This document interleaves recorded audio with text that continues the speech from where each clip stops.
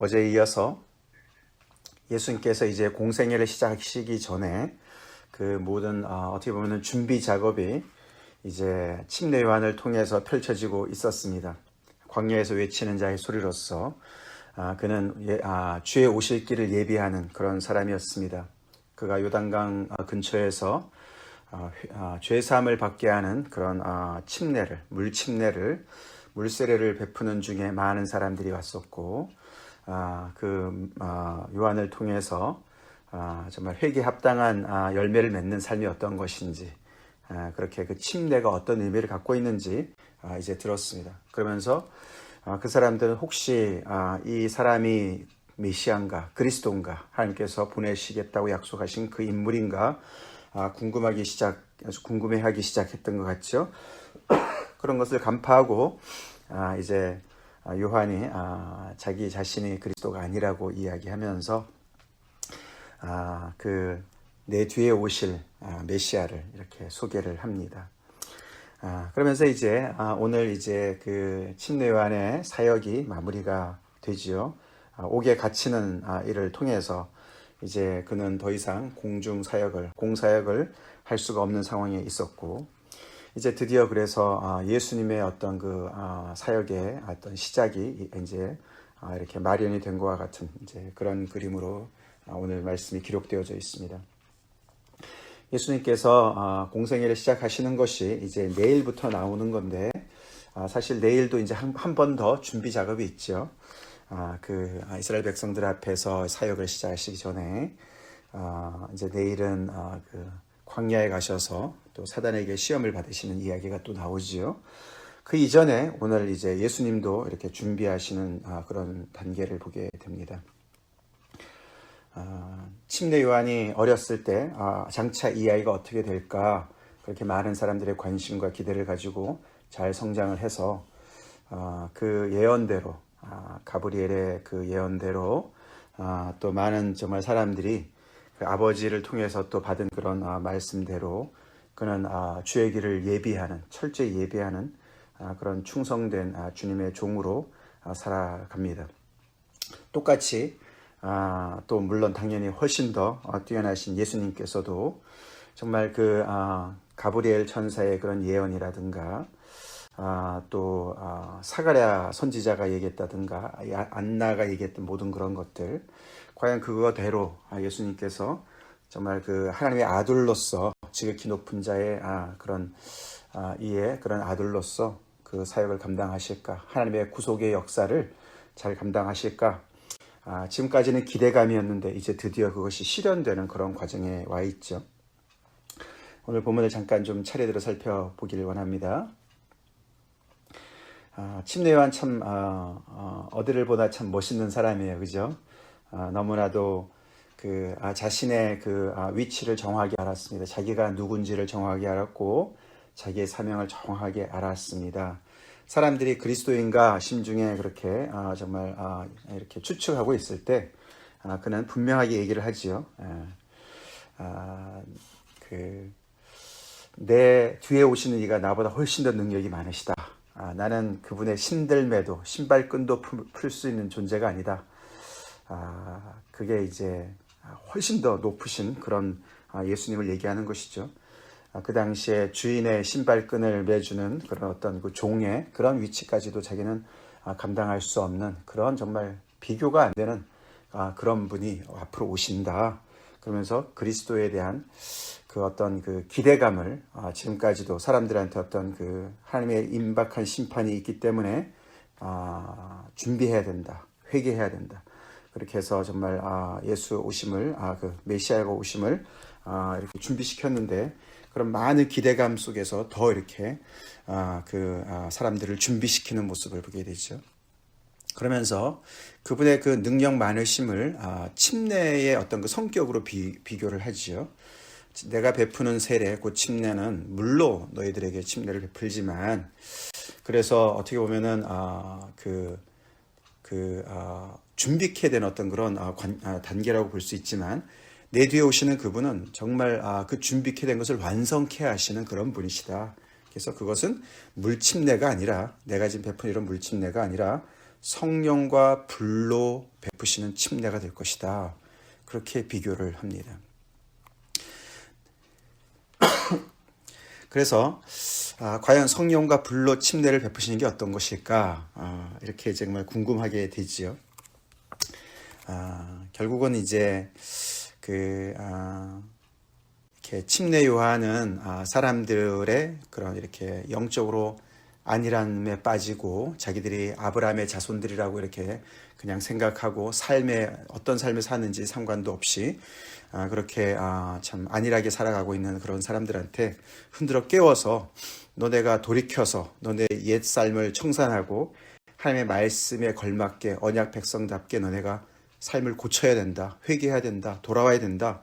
그렇게 해서 강력하게 위기의식을 정말 불러일으키고 그들을 어떤 그 삶에서 이렇게 올바른 삶으로 돌아오게 하는, 뉘우치게 하는, 회개케 하는 그런 어떤 단계였습니다. 신앙이 거기서 머물지 않죠. 만약에 거기서 머물다면은 어떤 도덕, 좋은 얘기 듣고, 그렇죠. 나 말씀 뉘우치고 반성하고, 우리 스스로 반성하고, 내가 이렇게 살면 안 돼. 그래서 다시 마음을 다잡고 열심히 살아야지. 이제 그런 단계가 신앙생활이라고 생각하면 이제 곤란한 거죠. 어떻게 보면 이제 침례 안에 그런 물침례는 어떤 그런 것을 준비하는 그 정도까지의 단계를 얘기한 거가 되겠죠.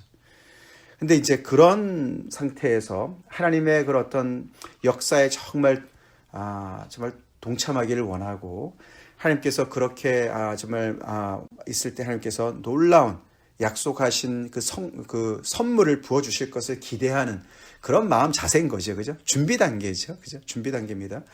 거기에 이제 하나님께서 부어주시는 은혜가 바로 성령과 불침례인 줄로 믿습니다. 이렇게 하나님 앞에 간절히 그 은혜를 사모하는 하나님께서 약속하신 마치 우리가 아까도 읽어봤지만 에스겔서라든가 예레미야에서 이야기했던 것처럼 맑은 새 마음과 새 마음뿐만 아니라 새 영을 부어주시고 그죠? 맑은 물로 정결케 해주시고 그래서 이 마음속으로부터 이 성령이 바로 뭡니까? 그죠? 천지를 창조할 때도 하나님의 영이 수면에 운행하였다. 그렇죠?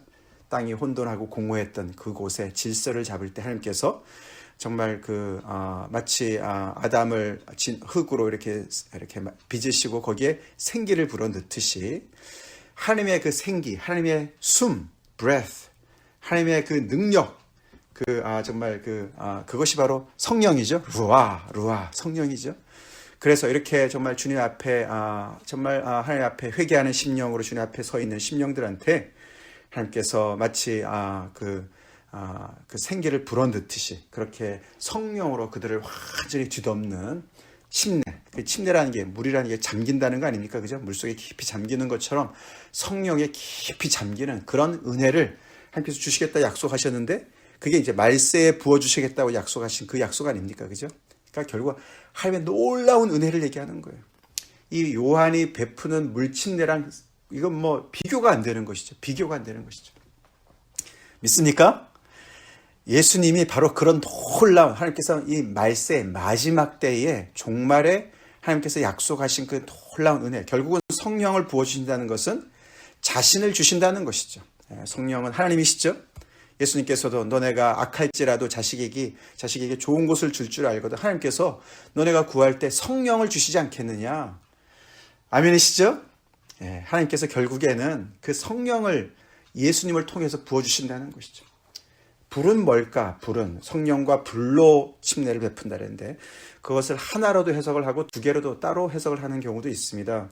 우리가 사도행전 2장에 가보면은 드디어 이제 오순절 때 하나님께서 성령이 정말 강력하게 임하셔서 거기에 모여서 기도하고 있었던 그 정말 120문도들을 완전히 성령으로 충만케 은혜를 베푸시지 않으십니까? 그때 그 각 사람 위에 혀에 불같이 갈라진 것들이 그 머리 위에 있었다 이런 표현이 나오지 않습니까?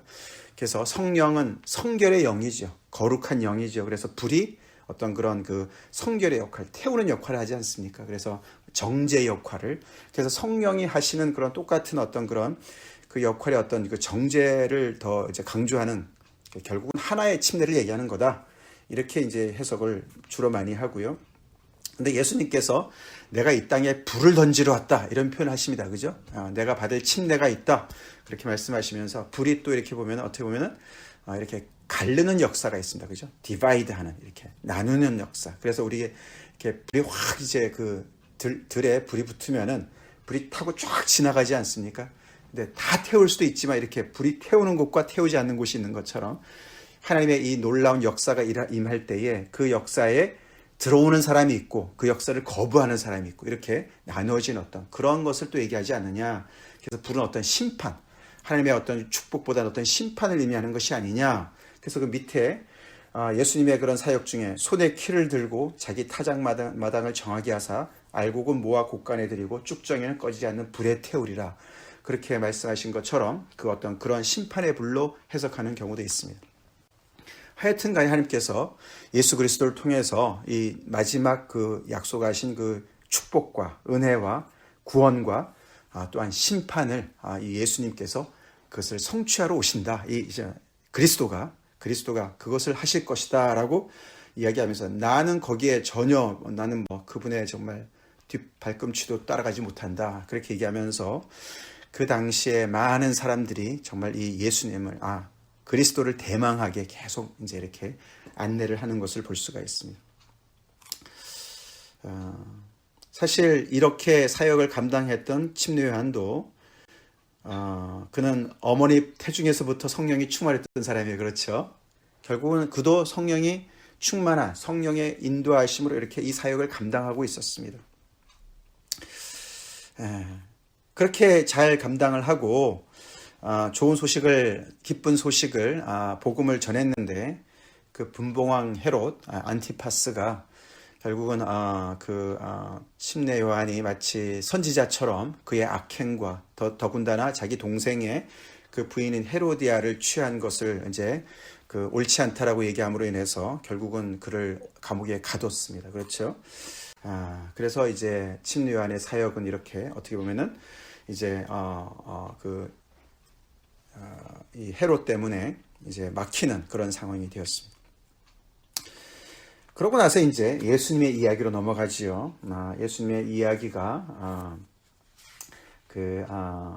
이제 성년이 되어서 예수님이 침례 받으시는 이야기부터 시작을 합니다. 그렇죠? 백성들이 다 받는 침례를 예수님도 받으셨다. 우리가 잘 아는 바대로 그것은 죄 사함을 받는 물침례 아니었습니까? 그래서 결국은 세례 요한한테 나가서 그 침례를 받으시는데 다른 복음서에도 보면은 내가 감당할 수 없습니다. 내가 오히려 받아야지. 예수님이 아니다. 이렇게 해서 하나님의 의를 이루어야 된다. 그래서 결국은 예수님께서 죄인이 받으시는 침례를 받으시는 거죠. 그래서 이 이스라엘 백성들 결국은 죄인과 동일시하시는 그런 침례를 순종하시는 그런 것을 보게 되죠. 이분은 죄가 없으신 분이신데 그러고 받으시고 기도하실 때에 놀라운 세 가지 일이 벌어집니다. 이 짧은 구절에 21절부터 22절 이 두 절인데 놀라운 일이 벌어지는데 하늘이 열렸다. 이거는 이제 어떤 그 굉장히 그 묵시적인 하나님의 그런 어떤 그 하나님의 그 역사가 그냥 아주 이 땅을 뚫고 들어오는 그런 엄청난 표현을 아주 기록하는 것이죠. 하늘이 열리고 그리고 성령이 비둘기 같은 형체로 그 위에 그 예수님 침례 받으시는 그 위에 강림하셨고 그 다음에 하늘로부터 소리가 났다. 이 세 가지 얘기를 기록합니다. 침례 자체에 보다도 이 세 가지를 더 많이 강조하는 걸 볼 수가 있죠. 그래서 완전히 천지개벽이 일어난 것을 얘기합니다. 새로운 시대가 열린 것을 얘기합니다. 물론 이 새로운 시대라는 것은 하나님의 그런 구원의 역사의 어떤 그런 그 흐름 속에서의 어떤 그런 엄청난 역사를 얘기하는 거고, 물론 예수님의 탄생이 사실은 그때부터 시작된 것이죠. 근데 이제 여기 뒤에 보면 예수님이 공생애를 시작하실 때가 30세쯤 되었다 그랬는데 그 어떤 기간 동안의 준비를 다 마치시고 이제 완전히 공생애를 시작하시는 그때에 이런 엄청난 그런 역사가 일어난 것을 기록하고 있습니다. 놀라운 사실은 예수님께서도 성령의 충만함으로 이제 얘기를 하는 것이죠, 그죠? 예수님은 성령으로 성령으로 잉태가 되신 분이시고, 그렇죠? 그리고 이 사역을 시작할 때도 결국은 성령의 강림으로부터 출발을 하시죠. 그래서 성령이 충만하심으로 말미암아 그 하나님께서 주신 그 모든 사명을 하나님의 아들로서 감당하시는 것을 보게 됩니다. 침례 요한이랑 그런 면에서는 같지만 그 근본은 다르죠. 중요한 것은 결국에는 이 침례 요한도 그렇고 예수님도 그렇고 성령의 엄청난 능력의 도우심으로 그 사명을 감당했다는 것이죠. 자, 그러면서 그 하늘에서 들리는 소리가 결국에는 이는 내 사랑하는 아들이라, 그러면서 예수님이 어떤 분인가, 그분의 정체성, 그가 누구신가를 밝혀주는 내용이죠. 지금까지 가브리엘 천사라든가 말씀드린 대로 여러 그런 선지자들을 통해서 예수님의 정체성에 대해서 얘기가 나왔습니다만, 이 하늘로부터, 즉 하나님이 직접 말씀하신 건 오늘이 처음이죠. 하나님께서 직접 말씀하시는 것이죠. 그것을 확증해 주시죠. 똑같은 얘기를 확증해 주시죠. 이는 내 사랑하는 아들이다. 오늘날 내가 너를 낳았도다. 시편 2편 말씀 아닙니까? 제왕시죠. 거기에서 보면 이제 그 어떤 다윗의 왕조의 어떤 그런 것을 얘기하는, 그래서 왕이자 하나님의 아들인 것을 하나님께서 인치시는 얘기고, 그 다음에 내가 너를 기뻐하노라. 그것은 이사야서 42장의 얘기죠. 나의 기뻐하는 종. 그래서 하나님의 정말 그 이스라엘 역사를 온전히 회복하게 하실 그런 메시아, 종 되신 메시아를 얘기하는 그 이야기를 동시에 여기서 언급을 합니다. 그래서 예수님은 정체성이 어떤 분이신가? 그분은 하나님의 아들이시자 메시아시자 종이신 분이시라는 것이에요. 메시아자 서번트이신 분은 그것을 이야기합니다. 그것을 성령의 능력으로 그 사명을 감당하시는 분으로 이렇게 소개를 합니다. 그러면서 그 23절부터 이제 그분이 이제 공생애를 시작하시기 전에 그분의 족보가 나오죠.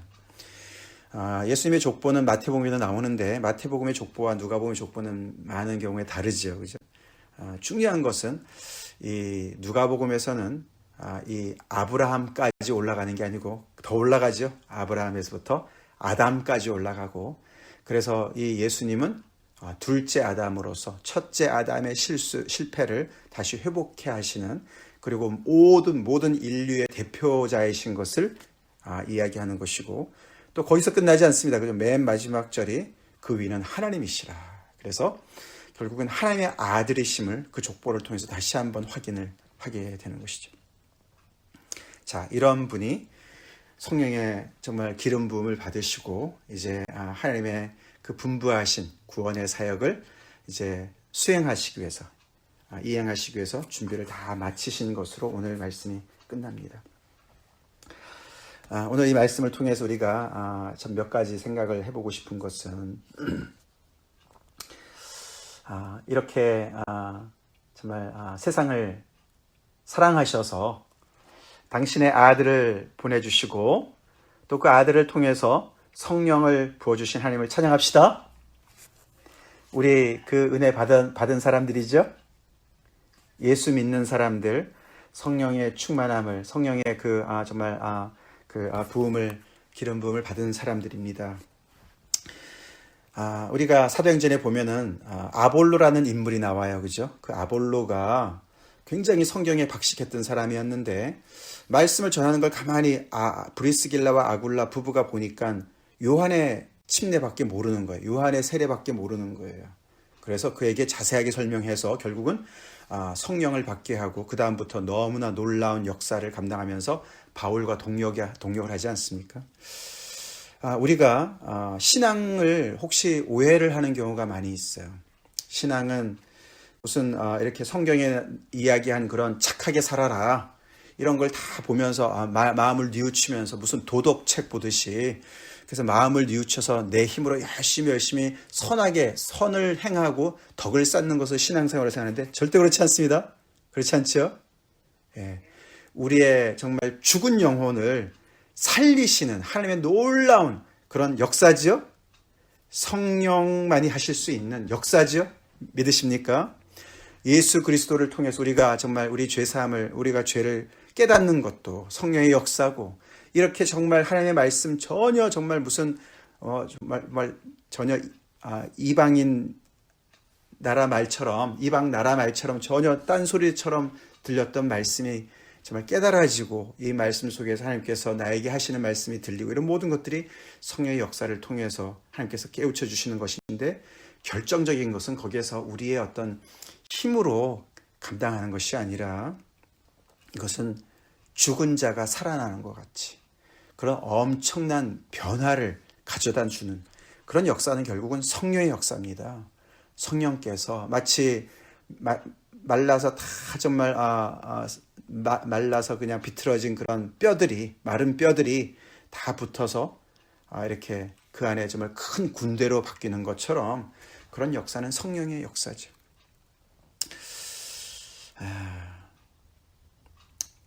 이 성령이 충만한 한 해가 될 간절히 우리 기도합시다. 우리가 성령의 충만함을 입지 않으면은 정말 신앙생활 너무 힘들죠. 너무 힘들어요. 예수님도 성령의 충만함으로 그것을 감당하셨어요. 침례요한도 마찬가지예요.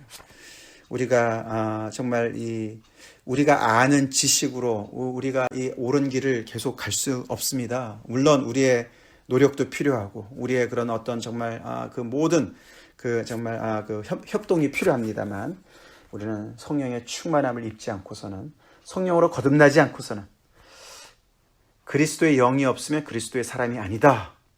로마서의 말씀처럼 그 성령을 우리는 정말 받고 그 성령으로 충만케 되어야만 이 정말 주님의 이 하나님의 이 부르심에 합당하게 살 줄로 믿습니다.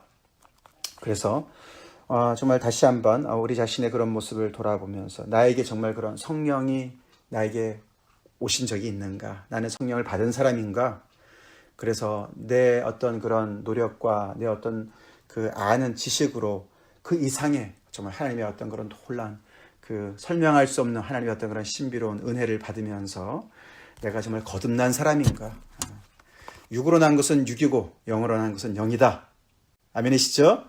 예, 성령의 그 바람이 임으로 부는 것 같이 그렇게 정말 설명할 수 없는 것이지만 그러나 분명히 있는 그 성령의 역사로 내가 거듭난 사람인가? 거듭난 사람이라면 우리는 성령에 계속 정말 충만함으로 우리는 신앙생활을 해야 되겠습니다. 그리고 오늘 이 말씀처럼 예수님은 유대인의 메시아로만이 오신 것이 아니라 온 인류의 대표자로 오셨습니다.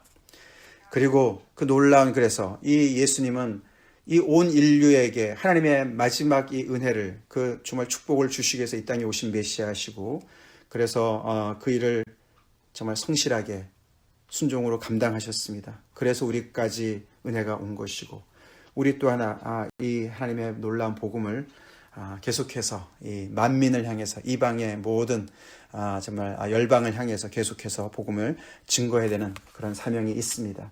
어떻게 보면 우리 또한 침례 요한이 했던 것과 같은 그런 예수님의 오심을 늘 준비케 하는, 다른 사람들에게 계속해서 메시아가 얼마나 필요한 그런 정말 존재들인지, 이 예수님을 통해서 성령과 불의 침례를 받아야 되는지, 그것이 정말 살 길인지를 계속해서 우리가 증거하는 그런 은혜로운 시간이길, 인생이 될 간절히 우리가 기도합시다. 같이 기도하겠습니다. 하나님 아버지, 감사합니다. 침례 안에 그 정말 순종과 또 예수님의 침례로 순종하시는 그런 정말 모습을 보면서, 아버지, 저희 또한 참 하나님이 주신 성령의 아버지 충만함을 입어서 우리가 누구인지, 또 우리가 어떤 사명을 감당해야 되는지, 아버지 늘 참 그 주님의 부르심에 합당하게 살아가는 은혜가 있길 간절히 기도합니다. 너무나 감사한 것은 아버지 우리에게 구세주를 보내주시고 예수 그리스도를 통해서 우리에게 아버지 정말 하나님께서 성령을 부어주시는 애 감사드립니다. 성령의 사람으로 저를 부르시는 애 감사드립니다. 설명한 길은 없지만은 하나님께서 아버지 성령의 역사로 우리를 아버지 구원에 이르게 하시고 아버지 그리스도의 영을 받게 하셔서 그리스도의 사람 되게 하시는 애 감사드립니다. 하나님, 저희가 늘 성령의 아버지 하나님의 정말 충만한 사람으로 아버지 육체의 소욕을 따라 사는 것이 아니라 성령을 따라 순종하는 사람으로 말씀에 충만한 사람들로 아버지 올 한 해 살게 하여 주시옵소서. 아버지께서 아버지 정말 이렇게 놀라운 그 주신 은혜를 저희가 늘 아버지 정말 감사하며 아버지 예수 그리스도로 충만하고 성령으로 충만한 그 인생, 더 바랄 것이 없는 놀라운 복을 받은 인생들로서 아버지 성령의 능력으로 오늘 아버지 우리의 삶을 정말 아버지 또 감당하는 그런 복된 저희가 다 되게 하여 주시옵소서. 예수님 이름 받들어 간절히 기도 올리옵나이다. 아멘.